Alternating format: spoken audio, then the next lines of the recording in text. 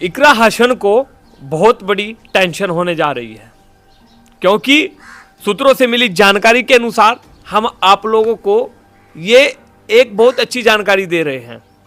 इकरा हसन एक तरफ तो अपने जो रूठे हुए हैं उनको मनाने में लग गई है, तो दूसरी तरफ उनके अपने ही दूसरी पार्टी से टिकट की होड़ में आ गए हैं।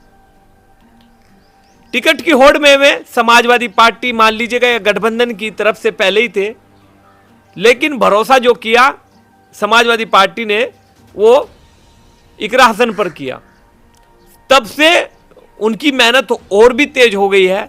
लेकिन भैया अब कुछ अलग ही होने वाला है कैराना लोकसभा में।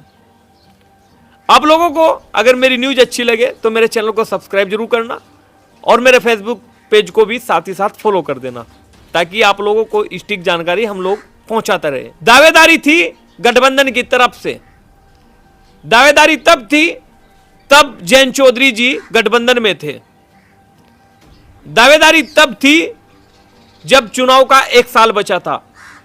लेकिन इकरा हसन के टिकट के बाद वो परिवार पूरा का पूरा अलग हो गया। और बहुत सारे लोग कहते हैं कि इकरा हसन जब तक मजबूत है इस कैराना लोकसभा में, जब तक उनके सामने मुस्लिम प्रत्याशी नहीं आता।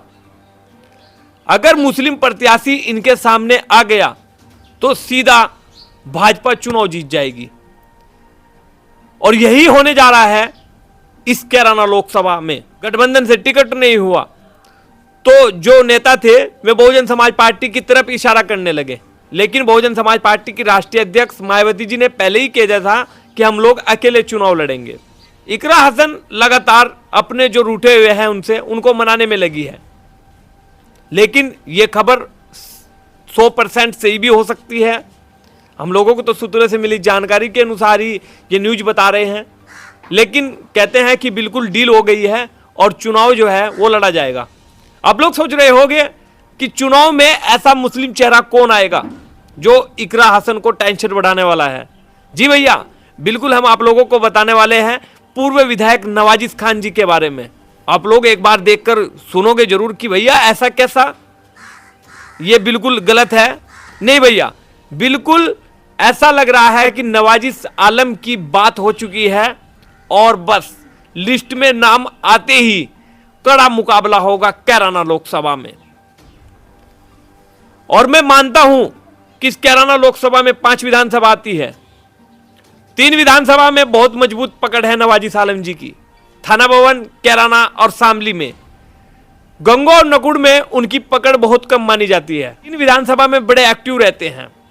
इकरा हसन को यह बड़ी टेंशन होने वाली है, क्योंकि अभी कुछ दिन पहले नाम चला था, हम लोगों ने भी इसके ऊपर न्यूज बनाई थी कि साहिल खान बहुजन समाज पार्टी से प्रत्याशी हो सकते हैं, लेकिन उन्होंने तो इकरा हसन को अपने आवास पर बुलाकर अपने कार्यकर्ताओं के पास बिठाकर फैसला किया कि हम लोग निर्दलीय रहेंगे, लेकिन इकरा हसन को सपोर्ट करेंगे। आप लोगों ने वो न्यूज जरूर देखी होगी मेरे चैनल पर भी। इकरा हसन कितने मुस्लिम नेताओं को मनाएगी? जब तक मनाएगी जब तक वोटिंग नहीं होगी। क्या इन नेताओं को मनाने में रह जाएगी? क्योंकि आप लोग सोचते हैं कि इकरा हसन से सब मुस्लिम समाज खुश है। नहीं भैया, ऐसा भी कुछ नहीं है। बहुत सारा मुस्लिम समाज उनसे नाराज भी है, बहुत सारा। और चुनाव में जो वोटिंग में तब्दील हो गई है जनता, वो फिर आने वाले कल में ही पता लगेगा।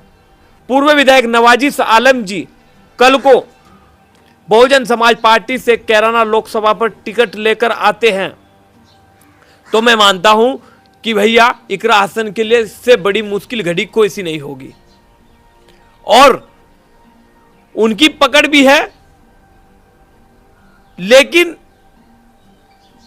मजबूत स्थिति में यहां पर भारतीय जनता पार्टी आ जाएगी, क्योंकि 2 मुस्लिम नेता आपस में लड़ते रह जाएंगे और भारतीय जनता पार्टी इसका फायदा उठाकर फिर अपने आप को लोकसभा में भेजने का काम करेगी, अपने प्रत्याशी को लोकसभा में भेजने का काम करेगी। क्योंकि भारतीय जनता पार्टी का अपना वोट है, प्रत्याशी कोई भी हो चलेगा, लेकिन वोटर और वोट उसकी ऐसी है जो उसके अपने हैं।